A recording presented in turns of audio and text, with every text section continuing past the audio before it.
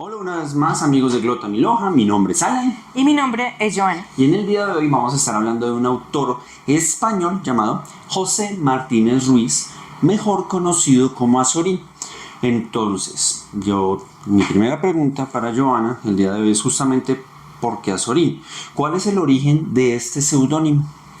Bueno, pues te cuento que este autor escribió una novela titulada Antonio Azorín, que era el nombre del protagonista de esa historia. Este personaje es un jovencito Jovencito, sí. que vive del periodismo, pero que está bastante despechado con lo que está viendo en la España de ese momento, sobre todo con lo que está sucediendo en las zonas urbanas como Madrid, y decide irse hacia las zonas rurales donde encuentra más sinceridad, más inocencia, para poder contemplar de manera más tranquila la vida desde esa perspectiva, desde ese punto de vista. Él es bastante pesimista, como que tiene muy arraigada una desesperanza en lo que ve en ese momento. Están muy decepcionados en esa Está época, decepcionado. propiamente con el gobierno español, ¿no? De cómo se manejan las cosas también. Y estamos hablando de un hombre de 1898. Entonces lo que sospechamos nosotros como lectores es que había bastante similitud entre lo que estaba sintiendo el personaje y lo que estaba sintiendo también el escritor en ese momento. Como que empató también con ese personaje que logró crear, que O sea, se puso ese seudónimo. La novela es Antonio Azorín y él toma a Azorín como Sí. su seudónimo. Que de hecho es como todos lo conocemos. Sí, Muy Azorín. difícilmente uno encuentra algún experto que hable por el nombre de pila de ese autor. Sí. José Martínez Ruiz. Azorín. Sí, sí, sí. Listo. Entonces, como habíamos hablado, tenemos un texto que se llama Los Jardines, justamente de Azorín. Entonces, pues, mi segunda pregunta del día de hoy es: ¿qué clase de texto es este?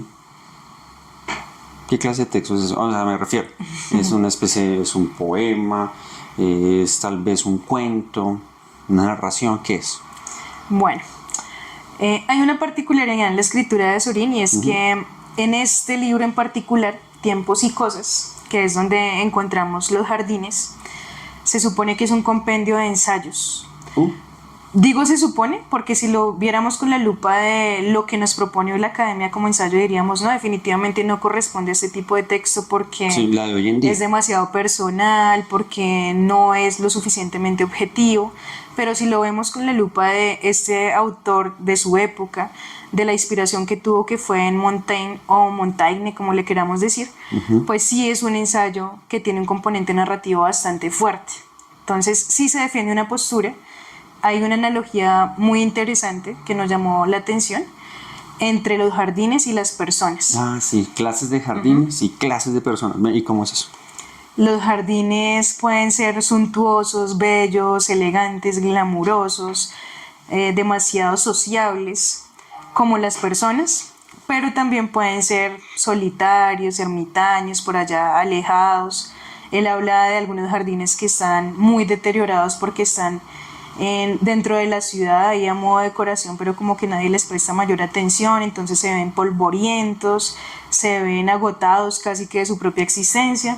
Entonces todo el tiempo está la analogía con las personas, cómo las diferentes personalidades o formas de ser se relacionan con el carácter de los jardines.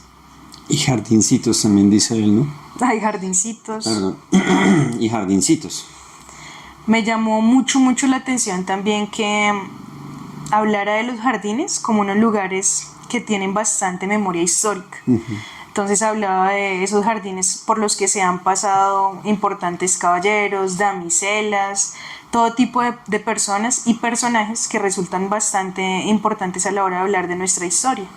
Entonces nos quedamos pensando un poco en eso, ¿no? Como los lugares públicos y bueno, y también los privados como que contienen un montón de memorias, de información, de recuerdos, que si pudieran hablar, pues nos contarían un montón de vivencias. Indagamos acerca del contexto. Acá pudimos ver que Azorín es alguien que pertenece a la llamada generación del 98. 98 ¿por qué? Por 1898. Ahora, ¿qué tiene de particular esto? Pues que en esa época España estaba un poco compungida, por algo que se llamó el desastre, Con mayúscula. con mayúscula, el desastre. ¿Y a qué se debe ese desastre? Porque en esa época, o sea, finales del siglo XIX, vemos que España todavía tiene 3 colonias que le quedan. Una es Cuba, otra es Puerto Rico y la otra es Filipinas. Entonces, teniendo todo ese contexto en cuenta, la pregunta número 3, Joana, para ti es: ¿qué pretensiones artísticas tenían los de la generación del 98? Recordemos que en la generación del 98, además de Azorín, se cuentan autores como Pío Baroja, como Miguel de Unamuno. Ellos se reunían a tertuliar, como lo estamos haciendo en este momento, a hablar de las condiciones políticas del momento, de las inquietudes sociales, económicas, en ese contexto que tú ya nos describiste como difícil, porque se estaban perdiendo las últimas colonias, la economía no iba muy bien, que digamos, y había una especie de descreencia en todo lo que implicaba el gobierno de ese momento. Entonces, de alguna manera, este grupo de autores confluyen en la necesidad de repensarse España, porque ya pues está en decadencia lo que se consideraba antes la nación o la patria. Esos ideales como que quedaron ahí en la cuerda floja y de alguna manera se tenía que reconstruir artísticamente la patria. No, sí, y ellos también tenían todo ese problema de siglos atrás que poco a poco fueron perdiendo. O sea, esto fue el rebate, como perdimos Filipinas, Cuba y Puerto Rico, pero era lo que quedaba. Pero desde 4 siglos atrás, no 3 siglos atrás, perdón, ya se estaban perdiendo colonias. Entre esas, pues nosotros, por ejemplo, acá en Colombia. Entonces eso como que sin las colonias de donde extraer recursos económicos también, pues ya se complicaba la cuestión. Pero es más allá de eso, más allá también de lo detecto que es, más allá de lo económico, Sí. o sea, también está el tema de orgullo nacional, de haber sido pues el imperio español como tal.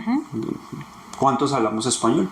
Muchísimos, y en gran parte es la época es como... Es la evidencia de que pues España llegó a ser un gran imperio.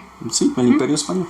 Entonces, ante tal crisis, pues lo que pretendían ellos era de alguna manera mostrar esa cara de la moneda que no se estaba mostrando públicamente, pero además de eso promover algunos ideales como irse hacia las zonas rurales, rescatar las tradiciones. Entonces vemos muchos personajes que hablan tal cual como hablaría una persona en la calle en la España de ese momento, sin tanto decoro, sin tanto cuidado, artificio, por decirlo de alguna manera, sino de forma más natural. Bueno, amigos de Glota Miloj, eso ha sido todo por hoy. Esperamos que lo hayan encontrado de su agrado y pues Y que se acerquen a los textos de Azorín. Como el niño descalzo, les dejamos ese Sí. los jardines, el niño descalzo, pronto si quieren hacer, digamos, esa indagación por ahí. Muchas gracias, amigos de Glota Miloj. Hasta una próxima ocasión.